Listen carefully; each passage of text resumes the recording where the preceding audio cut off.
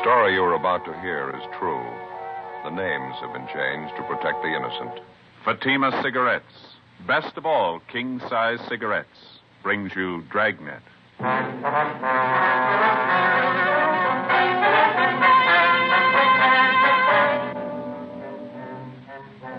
You're a detective sergeant. You're assigned to homicide detail.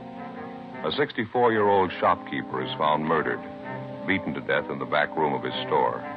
The body bears the marks of a savage attack. There's no trace of the killer. Your job? Get him. How does Fatima compare with other king-size cigarettes? Fatimas are the same length and circumference, 85 millimeters long, 1 1/64 inches around. And Fatima filters the smoke exactly the same long distance as any other king-size cigarette. Tell me then, how is Fatima different from other king-size cigarettes? In Fatima, the difference is quality. Fatima gives you extra mildness, a much different, much better flavor and aroma. Remember, Fatima has all the advantages of extra length, plus Fatima quality, which no other king-size cigarette has. So insist on the best. Smoke king-size Fatima. Best of all long cigarettes.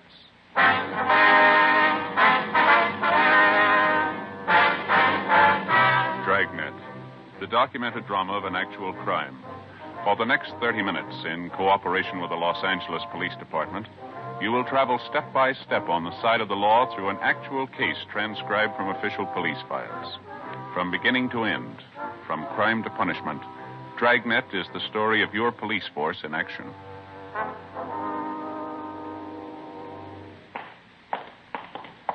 It was Wednesday, February 19th. It was cloudy in Los Angeles. We were working a night watch out of homicide detail. My partner's Ben Romero. The boss is Thad Brown, chief of detectives. My name's Friday. We were on the way out from the office, and it was 10:56 p.m. when we got to 1016 South 12th Street, the Apex Men's Shop. Yes, sir? Friday and Romero, Central Homicide. ID card. Oh, yeah, Sergeant. Been waiting for you. My partner's upstairs in the back talking to the victim's wife. You answered the call, did you? Yeah, that's right. Miles and Kiever, Unit 16R. Who are you? Miles. Kiever's talking to Mrs. Wilford, victim's wife. She found the body. What's that up above?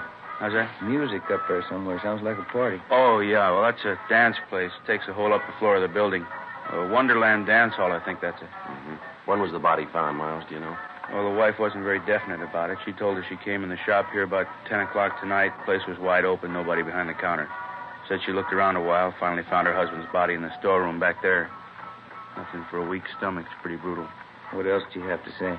Oh, not too much. She's pretty closed-mouthed.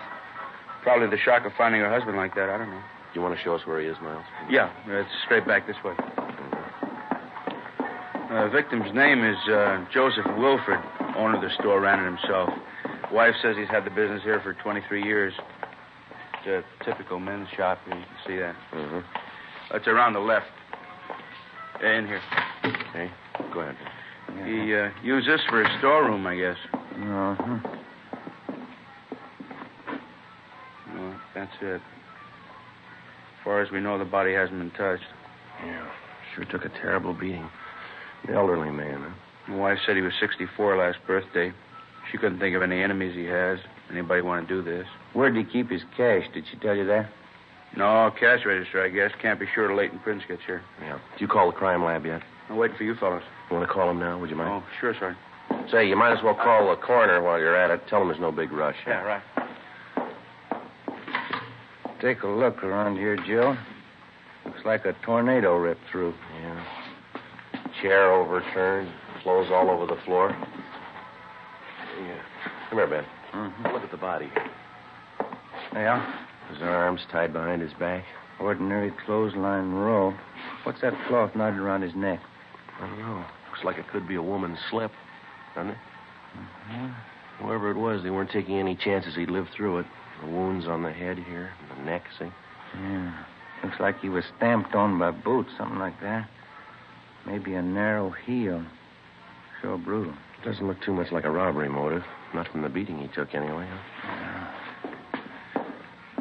Looks like he might have had a taste for art. All over the wall here. Pin-up girls, fancy calendars. I talked to the crime lab, Sergeant. On the way out. Oh, thanks, Miles. Notified Deputy Coroner. Anything else I can do for you? Yeah, would you mind getting the wife down here, Miss Wilford? We'd like to talk to her. Sure, right away. Thank you. How's she feeling? Any hysterics? No, she's pretty quiet. She went upstairs to rest. A couple of housekeeping rooms up there. Guess that's where she and her husband live. We'll tell her she doesn't feel too well. We could come up there and talk to her. Right, Sergeant. Right. What do you think? I don't know. We'll see what the crime lab can come up with. We can start checking around the neighborhood after we talk to the wife, huh? Mm-hmm. Let me take a look here. What's that there? It's funny. Not much place in the haberdashery for things like this, look. A woman's nightgown. Black lace, huh? Mm-hmm. Packed in a gift box. Is that a card there? Yeah. See if we can read it without touching it. Mm-hmm. Says, to a beautiful girl, you've been away too long, hoping we'll never be parted again. It's signed Joseph Wilford. Seems a little funny, huh? Yeah, it does. Maybe his wife's been on a trip. He's going to give it to her as a present. When's the last time you gave your wife a black lace nightgown?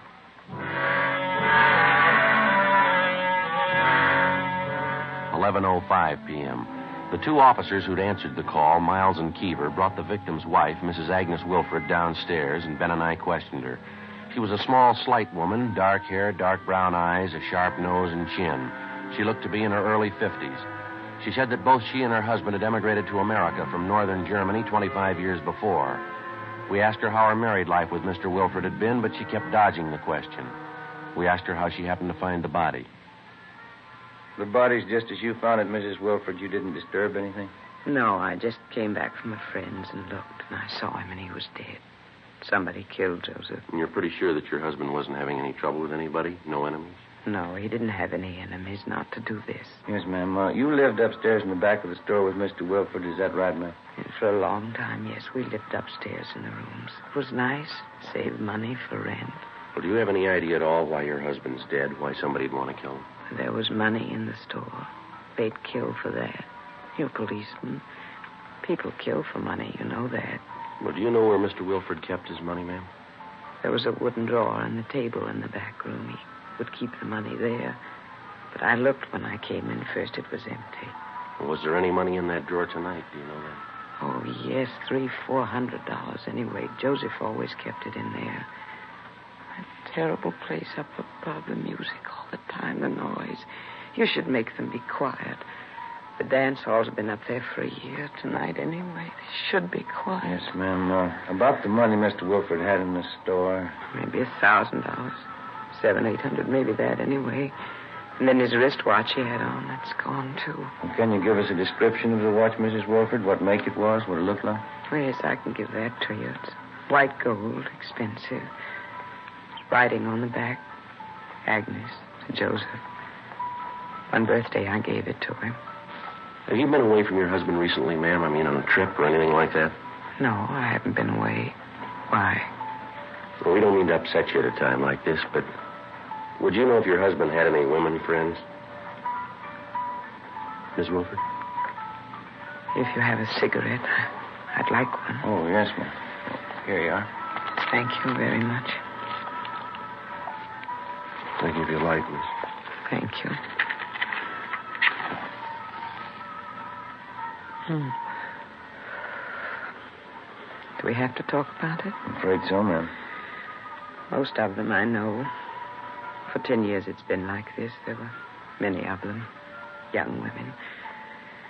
Joseph didn't try to hide it from me. I knew all about it. And you continued to live with your husband all this time, ma'am? I did. He'd bring the girls to the shop here sometimes. When they'd come, I'd go away for a while. After they were gone, I'd come back. Joseph and I would never talk about it. You mean you never had any arguments with your husband about the women? No. He never lied to me about the girls. He had them, that's all.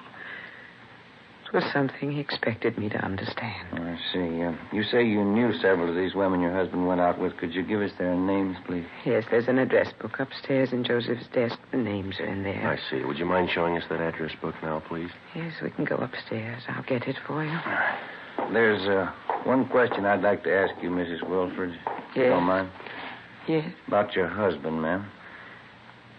I don't know. Hurt very much at first. And then by and by, didn't hurt so much. Time, I guess. Habit.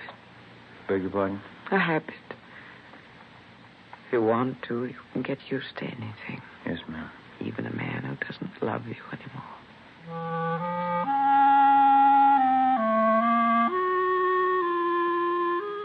We went upstairs to the housekeeping rooms where Mrs. Wilford gave us her husband's personal address book. She also gave us a description of his wristwatch, which had been removed from the body, along with the name of the jeweler who'd sold her the watch. It was a Hamilton with a diamond-studded dial. The crime lab crew arrived downstairs and began their routine investigation. We finished questioning the victim's wife, and then we started checking the neighborhood. Only a few of the stores in the area were still open. We found only one possible witness, a newsboy, who told us that he'd seen an attractive dark-haired woman enter the store earlier in the night at about 8:30 p.m. His description of her was only sketchy. Another hour of checking the neighborhood, and we went back to the store. Lieutenant Lee Jones and the crime lab crew finished checking over the entire layout. They went back downtown to give a thorough examination to what physical evidence that they'd found. The deputy coroner arrived and removed the body. Together with Hubka and Forbes from homicide, Ben and I spent most of the next day checking with store owners in the immediate neighborhood of Wilford's haberdashery. They could tell us nothing we hadn't already found out. We got the description and serial numbers of the victim's missing wristwatch, notified the pawn shop detail, and got out a broadcast on it. 3:45 p.m. We checked with the office. We got a slow enough start on this thing, huh? Everybody tells us the same story. Yeah, seems to be pretty common knowledge. He had a lot of girlfriends.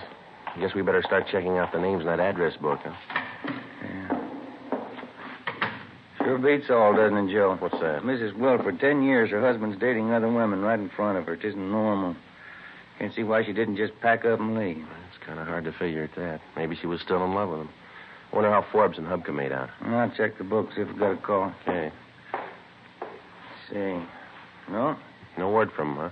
No, Lee Jones called from the crime lab. Wants us to check with him. I'll call him. Okay, fine. 2667, please. That's right. Guess we better check with the morgue, too, huh? See if they got the body posted yet? Yeah. Hi, Lee. Romero. What was it? Did you get the name? I see. All right, well, bye. What do you have? Lee talked to the coroner already. Wilford died about 9 o'clock. Cause of death was strangulation. Mm-hmm. How about those wounds on the head and on the neck? That didn't do it. The cloth tied around his neck. It was a woman's slip, all right. Yeah. Did he pick up anything off it? Any laundry marks? He did better than that. Yeah? He got the name of the laundry. After checking for all stains and markings on the woman's slip, which had been found knotted around the murder victim's neck, Lee Jones had examined it under a special fluorescent light. He found a type of marking used by only one large laundry service in the city.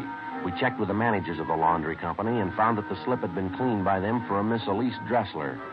She had a North Hudson Street address. We started checking on her. The first lead came from the dead man's personal address book. We found the name of Elise Dressler listed, along with her address and telephone number. There was a single word scribbled beside her name and enclosed with parentheses. It said Max. That was all. 5:42 p.m. We drove out to the address, a Spanish-style apartment house on North Hudson. We rang, but there was no answer. The apartment manager told us Miss Dressler worked as a dancer at a nightclub on West 7th Street. Ben and I drove to the club, a high-priced theater restaurant which was newly opened. We were told Elise Dressler wasn't due there until 9 p.m. We had a couple of ham and cheese sandwiches and some coffee at a lunch counter, and we checked back at the club a few minutes past 9. The show was already started. We located the Dressler girl in her room backstage. She was a tall, fairly attractive blonde. We started questioning her. Can you tell us where you were last night, miss? Yeah, all right. Here, I work every night but Monday. We close then. What time did you get here last night? Just about 8 o'clock. I had something to eat, and then I changed in my costume and went to work. Do you know if Mr. Wilford had any enemies? No. Maybe somebody he was having trouble with? No, maybe that wife of his. That's none of my business. I wouldn't know. You can't think of anybody at all who might want him out of the way. No, I don't think so. He and Max Hollins had some arguments, but that's the only time I saw Joe mad at anybody. Who's this Max Hollins? He's the man who arranged for me to come out from New York. Joe and Max have been friends for a long time. What were the arguments about, Miss Dressler? Do you remember? Yeah, about me. You see, Max brought me out here, and I suppose at first he thought he owned me. He didn't think I should go out with any other men but him. Max is stubborn sometimes. Well, so am I. I like Wilford, so I went out with him. I went out with Max, too. Well, these arguments they had about you, would you say that they were pretty mad at each other, Max and this Mr. Wilford? Only last week, Max was very angry with Joe, but I think he got over it. Could we talk together later? It's almost time for me to go, and I've got to get outside. Oh, sure. Excuse me. Yeah, I'll get it. Yeah. We'll wait backstage here for you, Miss Dressler. Is that all right? Yeah, fine. Oh, that's all right. I still have a few minutes. Well, how about the last time you were in Wilfred's store, Miss Dressler? Can you remember that? Not exactly. At least 6 months ago. I hardly ever went to see Joe there. Did you ever have any occasion to leave any clothing with Wilfred in his store, maybe for cleaning alteration? No, I never left them. Maybe it's possible they could be there. How do you mean? Well, I had some nice slips, you know. First I sent them out, but Joe said he knew a very nice French laundry to do them. He'd come to my place, pick them up, and then take them to the laundry. Maybe he could have left them in his shop one day. Well, would anybody besides yourself have access to the clothes in your apartment? Maybe a roommate? No, I live by myself. I have the only key to the door except Max Hollins. He's got one. He lives in my apartment house, the upstairs floor. Nobody else has a key. Did you send any clothing to the French laundry with Mr. Wilfred recently? Yesterday I did. 2 nice slips of mine. But Joe Wilfred didn't call for them. I sent them over with Max. How'd that happen? Max said he might as well take them. He was going down to that neighborhood by the haberdashery. Oh? I wanted to see Wilfred anyway. Max said he wanted to fix up their argument. We continued questioning the Dressler girl after she finished her first act at the theater restaurant. She told us that she hadn't seen Max Hollins since early the day before. She was taken downtown where she gave us a full statement. Further questioning got us the information that the argument between the two men, Joseph Wilfred and Max Hollins, over the affections of Elise Dressler was far from settled at their last meeting. The girl admitted that it was a serious argument and that it ended up in a fist fight between the two men. She said Max Hollins was out of town for the night, but that he'd return early the next evening for work. He was employed as manager of a room service department at a large downtown hotel. 11:30 p.m. Ben and I drove back to the apartment house on North Hudson, and together with the building manager, we checked Max Hollins' apartment. We found nothing. The manager told us Hollins' car was parked in the apartment garage, so we went down and gave it a routine check. Under the front seat, we found a paper bag with a pair of gloves in it. There were bloodstains on both gloves. We dropped them off at the crime lab for examination. At 6 o'clock the following night, Ben and I went to the room service department of the downtown hotel where Hollins was employed. Sorry, sir. Mr. Hollins is late this evening. He should be here pretty soon. He notified you he'd be in late? Well, he called, yes. Probably be here in 10 or 15 minutes. I'm his assistant. Can I help you? No, it's all right. We'll wait. All right. Pardon me. I wonder if we could look at your wristwatch, please. Well, surely. It's just a few minutes past No, 8. we just want to look at the watch if we could. Oh, sure. Here. Could you take it off? I'd like to look at the back of it if it's all right. Sure, that's all right. Here. Nice looking, isn't it? Just got it yesterday. That's so. Same engraving. Agnes to Joseph. Where'd you get this watch, sir? Why, what's the matter? Where'd you get it? Max Hollins. He sold it to me.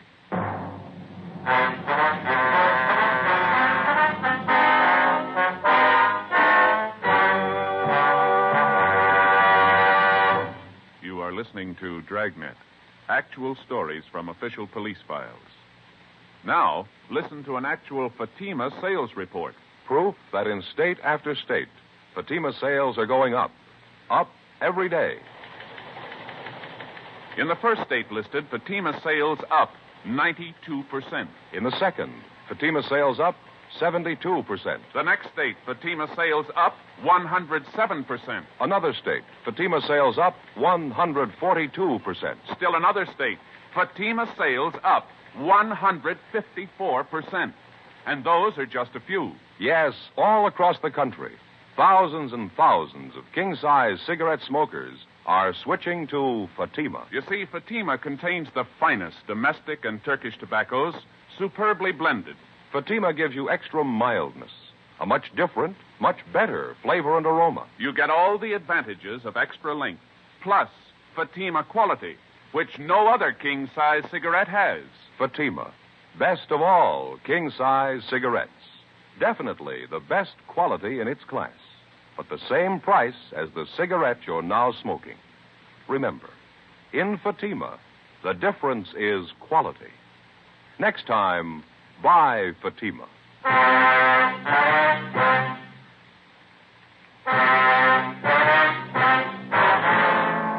February 21st, Friday, 6:30 p.m. We called the office and notified them that we'd located the wristwatch taken from the body of the murder victim, Joseph Wilfred. A stakeout was placed on the North Hudson Street apartment house. Ben and I stayed on at the hotel, waiting the return of the murder suspect, Max Hollins. We talked to his assistant and found out that Hollins had a room in the hotel where he could sleep whenever he was called on to work late at night. 6:55 p.m. We called the office back and asked for a couple of men to be sent over to check the suspect's room. A few minutes later, Hollins himself showed up for work. Apparently, he'd been doing some drinking. Ben and I questioned him at his desk to stall for time until the men from the office could get to the hotel and make a thorough check of the suspect's room. Hollins was kept busy on the phone taking room service orders from the hotel guests. In between calls, we talked to him. I left Elise in the apartment, and then I took the few pieces of laundry she had and dropped them off at Wilfred's store. It was about 6 o'clock Wednesday night. You mentioned to the Dressler girl you wanted to see Mr. Wilfred. You wanted to patch up an argument you'd had with him? Yes, I just wanted to make sure he didn't have any bad feelings about it. Really wasn't much of an argument. How long did you stay at Wilfred's store, Mr. Hollins? Do you remember that? 20 minutes, maybe a half hour. We talked, and we had a glass of wine in the back room. No, it was upstairs. We drank the wine, and everything was all right. I guess it was about 6:30 when I left the store. He was all right then. Well, did anybody come in the store while you were there? No, there was nobody. How about Mrs. Wilfred? Was she in the store at all during the time you were there on Wednesday? No, he said she was gone for the day. She'd be back later on. We finished our talk, then I left. It was the last time I saw Joseph. It was a terrible thing for somebody to kill him. Excuse me again, please. Yes, sir. Go ahead. Room service, may I help you, please? Yes, sir. Yes, sir. Well, could I suggest the Palace Court salad? Very nice, yes. Heart of artichokes filled with fresh crab meat, a Thousand Island dressing garnished with slices of avocado. All right, sir. 2 orders. Some consomme? All right. French rolls, coffee, and brandy. 8:13. Yes, sir, right away. Fred, this order for 8:13. Yes, Mr. Hollins? That's Mr. and Mrs. Morrow, 8:13. Make it quickly, please. Yes. One of the best men I have, Fred. We keep a very high standard in our room service. Only the very best. They're all Geneva men. Yes, sir. Something else we'd like to find out. 21 years ago, I came here to the hotel. There was nothing. They were serving garbage. Bad service. Very bad. I built our staff one by one. I did it. There's our staff list there. Finest waiters in the country. Henry Sanchez, Fred LaSalle, Conrad Lutz, Joe Zwick. Yes, sir. And Elmer Creighton. He waited on the president when he came to visit here from Washington. The president thought so much of our service, he wrote a letter to Elmer later on. No argument at all. I have the best men in the country, the best food. 21 years to make it like it is. I did it all myself. I understand you and Wilfred were old friends, Mr. Hollins. You knew him quite a number of years, is that right? Most of his life, yes. I knew Joseph in the old country. We came from the same town. Terrible thing that's happened. I always liked Joseph, a good friend. What about these arguments you had with him lately about the girl, Elise Dressler? They amount to anything? No, but it showed something typical of Joseph. Maybe it was the business he was in. Dollars. It's all he thought about. The big dollar. He knew he had more money than I did. He thought he could do anything with it. How do you mean? About the girl, Elise. I took a visit to the old country 3 years ago, Strasbourg. That's where I learned my trade, from the best maitre d's in Europe. Mm-hmm. I met Elise on my way back in New York. You can check up on all my background. I worked at the Grand Hotel in Brussels. That's when it was the best. I was at the Carlton in London. Then I went to Venice, the Hotel Danielier. After, I went to the Hotel Majestic in Cannes. Yes, sir. What would that have to do with Miss Dressler? Very nice girl. We liked each other. When I came back here, I arranged for her to come out from New York. Took care of everything. I thought I'd like to marry her when she came here. Well, how about it, Hollins? You want to tell us now? Sir? Did you kill Wilfred? Excuse me, please. Room service, may I help you, please? Yes, Mr. Sutter. Dinner for 12 tomorrow night in your suite. Your wife and I made up the menu. Certainly, Mr. Sutter. I'll check it over for you. Let's see. We serve caviar with Cluny to start with. Then the soup, consomme, madeleine. And with the soup, amontillado. Yes, sir, that's Spanish. Then crab legs, Saint-Denis. Sir? Saint-Denis, that's crab legs rolled in breadcrumbs, fried in butter, served in a terrapin dish with bechamel sauce. After that, the Chateaubriand with truffle sauce, soufflé potatoes, small green peas français, and with that we serve Ponte Cornet 27. Dessert, we shall have peach flambé, coffee, and liqueurs afterward. Yes, sir. Henry Sanchez and Conrad Lutz. They'll serve you. Thank you. Thank you, Mr. Sutter. Good night, sir. Real gentleman, Mr. Sutter. He knows how to give a dinner party. The old school. Not so many of them left now. It's not like it used to be. People aren't the same anymore. Oh, yes, Fred. What is it? A message for the officers here. Sergeant? Oh, thank you. Excuse us a minute. Oh, good. What is it? It's from Forbes. They checked his room in the hotel. They didn't find anything. Better get him downtown, huh? Yeah. Hollins, we'll have to ask you to come downtown. Oh, yes. Get my top coat on here. There.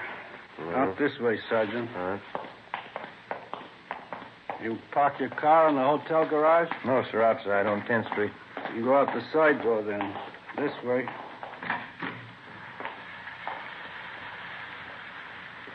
Just starting to rain.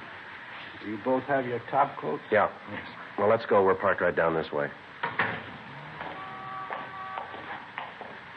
What did the lease say? The lease dresser. She said you had a fight with Wilford. You went to see him the same day he was murdered. Yes. It's terrible. It's too bad. Might as well tell you, sir, we've got the evidence. Quite a bit of it. All points to you. Oh? How is that? Well, the pair of gloves you were wearing, we found them. The wristwatch you took off the body, we found that, too. Yes. You want to tell us about it? I didn't use good sense. I didn't know what to do when I went to see him. But I didn't have it in my mind to kill him. God knows I tried to talk to him. I asked him, please, to stay away from the lease. I asked him as a friend. Yes, sir. All he said to me was, Max, I give her presents and she likes me. I have the money to give her what she wants, Max.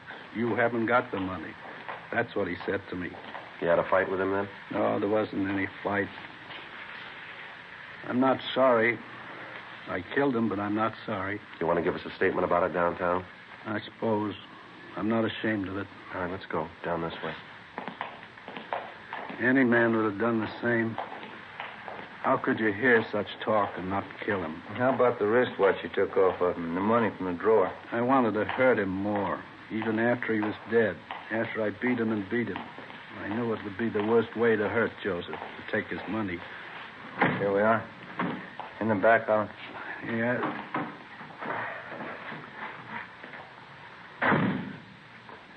Sergeant. Yeah.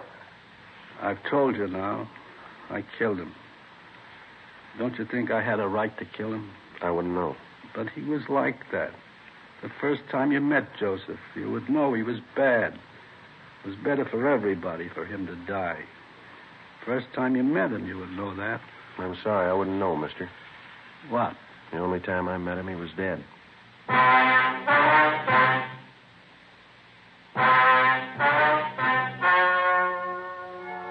The story you have just heard was true. The names were changed to protect the innocent. On June 4th, trial was held in Superior Court, Department 89, City and County of Los Angeles, State of California. In a moment, the results of that trial. And now here is our star, Jack Webb. Thank you. Friends, with your permission, I'd like to speak to our good friends, the cigarette dealers, listening in tonight. A few minutes ago, we read you some figures from our latest Fatima sales report. The fact that coast to coast, Fatima sales have enormously increased is extremely important to you as a dealer. It means that more of your customers are now enjoying Fatima quality than ever before. You can do yourself and your customers a big favor by making sure you always have enough Fatimas to meet the ever-increasing demand. Thank you. And friends, remember that Fatima gives you all the advantages of extra length plus Fatima quality, which no other king-size cigarette has. Tomorrow, ask your dealer for Fatima. Best of all, king-size cigarettes.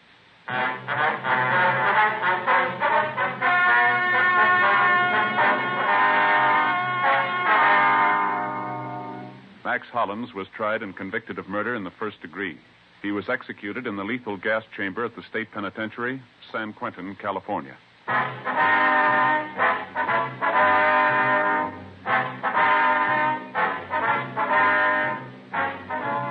You have just heard Dragnet, a series of authentic cases from official files. Technical advice comes from the Office of Chief of Police W.H. Parker, Los Angeles Police Department.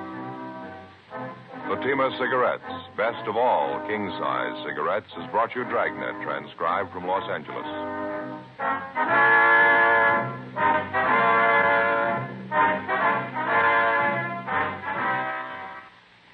Stay tuned for Counter Spy, next on NBC.